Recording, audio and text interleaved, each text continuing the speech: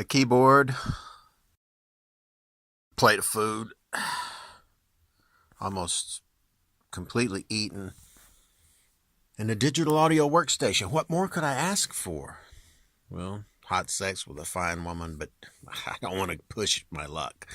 I don't want to push it that far. Well, there's always Santa Claus. I mean, not that way. I mean, asking Santa, never mind. Um, okay, I thought I would do this video, as embarrassing and humiliating as it is. I thought some of you might find it interesting. I find it interesting. So if none of you find it interesting, at least I interested myself, which is better than arresting yourself, which is kind of hard to handcuff yourself behind your back. But I think it's doable. Where was I? I mean, that's just the cornbread that's left over. That piece was twice that big. I mean, that's a hefty lot of cornbread, tuna fish, which I won't eat right now because then it would make smacking noises.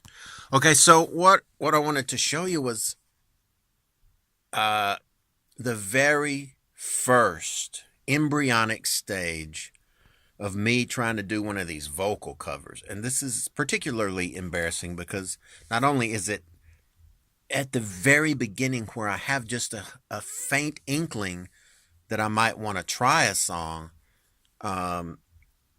it's actually a song by a really good singer, and I don't sound like that person naturally, and I'm trying to imitate their tone and hit pitches, and I don't know the words, so I was kind of reading them off the screen, and the words are completely wrong in places, missing in places. My pitch sucks, my tone's changing all over the place. I don't know what I'm doing or what I need to do, and I turned the record on and hit record just so I would have a track to just see how far off the bullseye I am.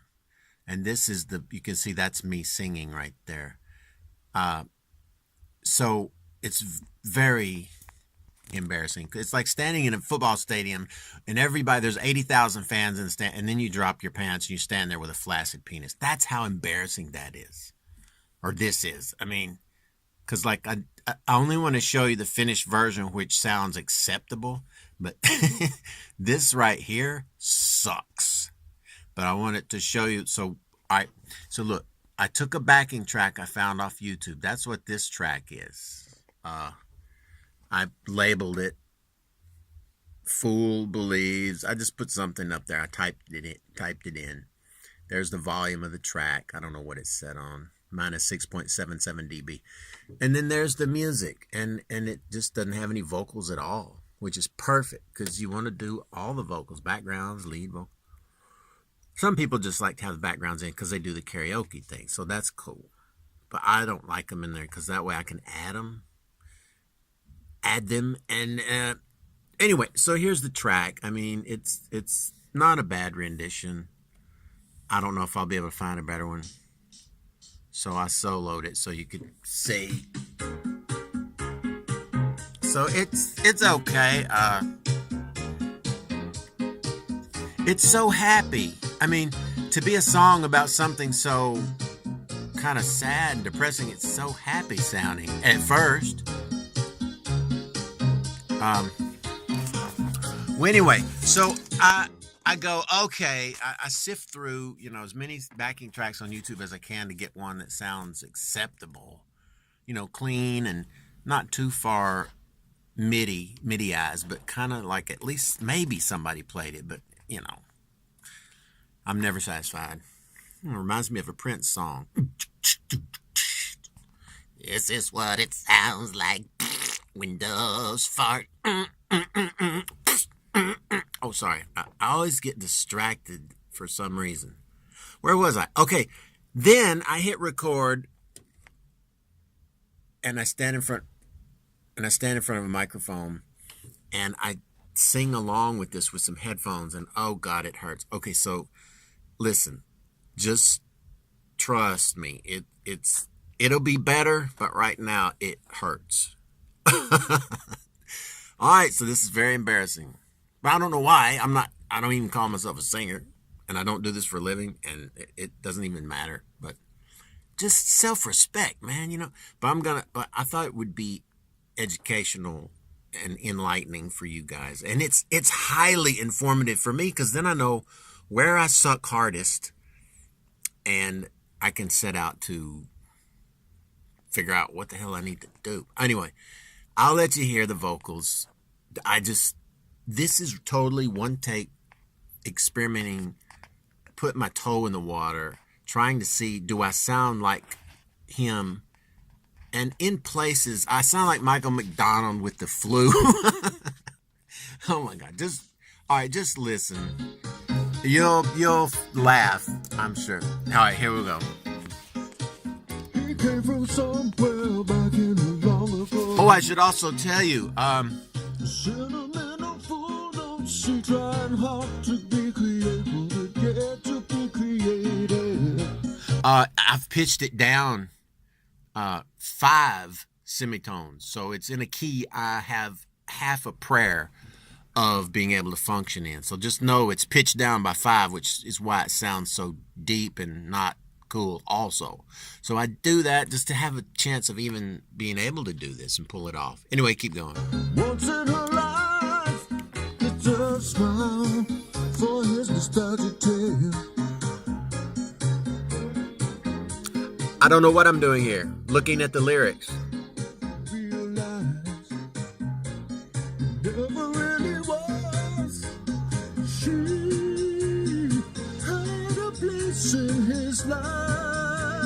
Oh God, it hurts.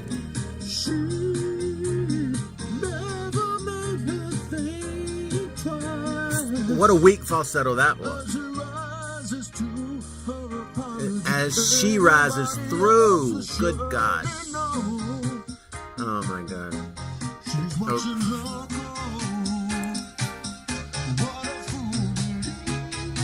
Now I've turned the volume down, see right here? With a volume envelope. And because I'm going to double it.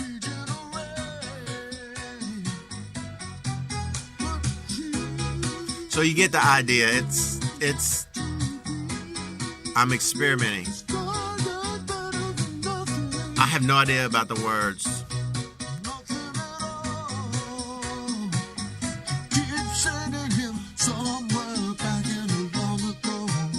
All right, so now that I've got that complete humiliation out of the way, I feel like it's full disclosure.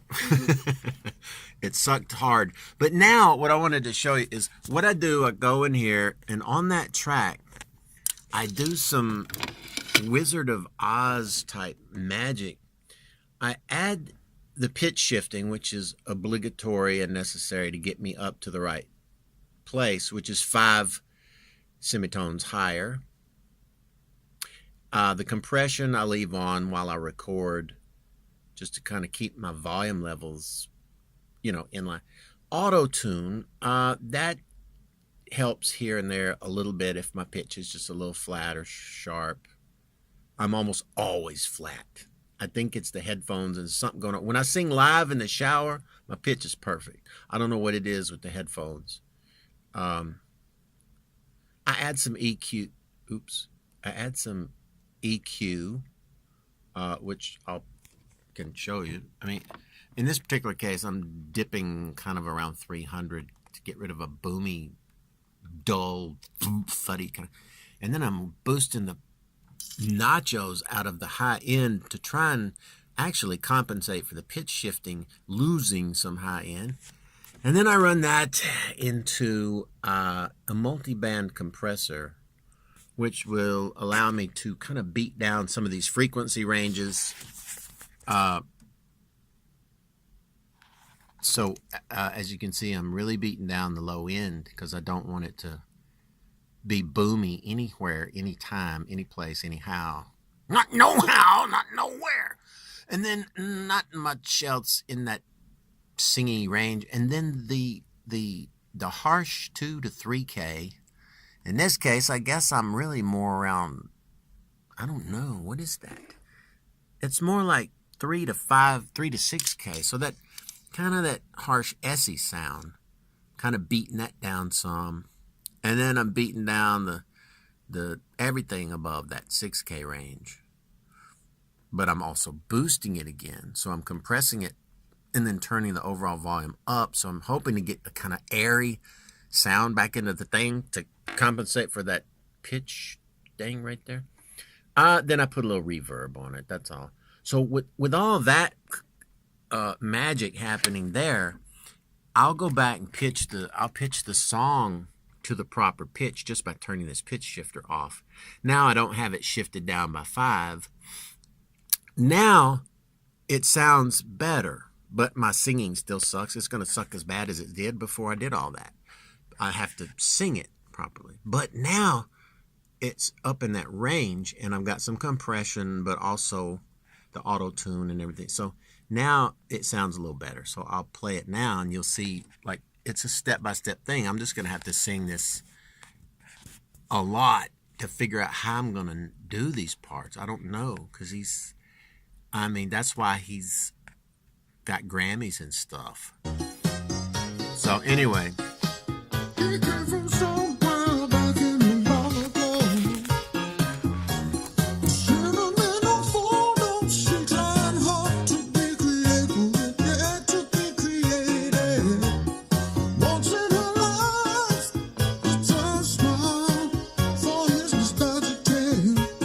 Well, he sounds like he's on a bad night with maybe Ebola. I don't know.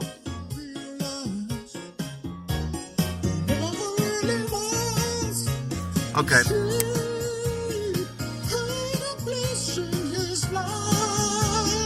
Okay, so it's kind of getting into that Michael McDonald area. And so now look, on the chorus, the vocal is doubled. And then the other harmonies doubled. So I'm going to have 4 tracks of vocals going on the chorus. So let me play that part. I took the same vocal here, same vocal thing, and I copied it down here. I didn't re-sing it. Re-singing it is better, but this is poor man's way. And I have shifted it in time, so that reduces some of the phase shifting. And then also I put a pitch shift automation, which you can see here. I'm tweaking how high or low the pitch is as it goes, so I can pitch it higher and lower to give it a chorusing effect with the original track here. All right, so I'm basically kind of rigging a doubled sound, but it sounds pretty good as it is, but probably sound better if I just re-sang it. So here it is doubled. It sounds a lot better. Everybody else will surely know she's watching her go. What a fool he sees.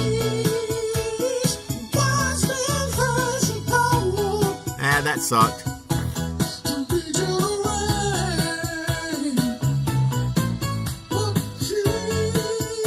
So you get the idea.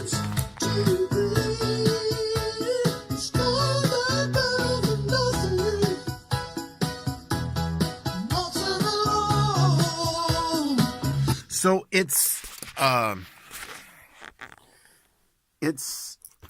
that, I mean, this is the very first 10 minutes of me wondering and scratching my head and throwing down something, anything. It doesn't really matter how ugly, but I'm trying to listen and get something down, and then I can sit here in this chair and fiddle and kind of guesstimate, like, how far off am I? I'm pretty far off.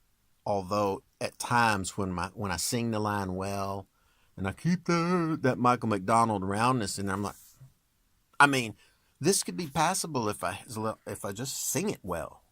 My tone can be off. People are forgiving of, like, the actual tone. Obviously, every singer can have a different tone. I mean, Bon Scott. I mean, who would ever think that kind of voice? But in that context, it's like, wow, that's the most wicked thing you've ever heard. Uh, probably not for a ballad, but so anyway, he came from so you gotta get that roundness and open throat.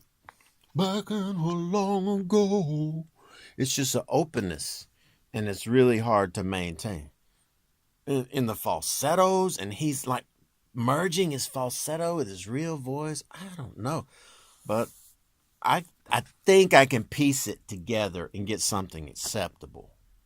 But it ain't gonna be live like that last one I did, the Phil Collins one. This is gonna be patchwork Frankenstein just to be able to do it. I don't even know the words. My God, it's like really wordy. I'm gonna have to do it one line at a time. Anyway, so I just thought this was interesting for people who didn't have the first foggy clue what I'm doing on these vocal covers. Mainly, it's just studio trickery and uh, trying to get some voice tone that's close to what's going on the record, and then singing it several times, and then punching in a few times where it's just sucks, and then slapping a little bit of auto tune. And overall, I'm flat, so I'd usually pitch the thing up by 0.2 in the little settings just to have it kind of on pitch to begin with. And then I just add enough EQ in the right spots to bring out that airy, nice sound that pitch shifting 5 semitones, it kind of destroys, and you can hear it if I soloed it. If there's some aliasing going on in that high falsetto, it just isn't smart enough to pitch accurately across all the frequency ranges, apparently. So I just picked one that seems to sound okay overall. I suppose if I got picky enough, I could use several pitch shifters and turn them off and on. But I'm not going to do that. That would be crazy.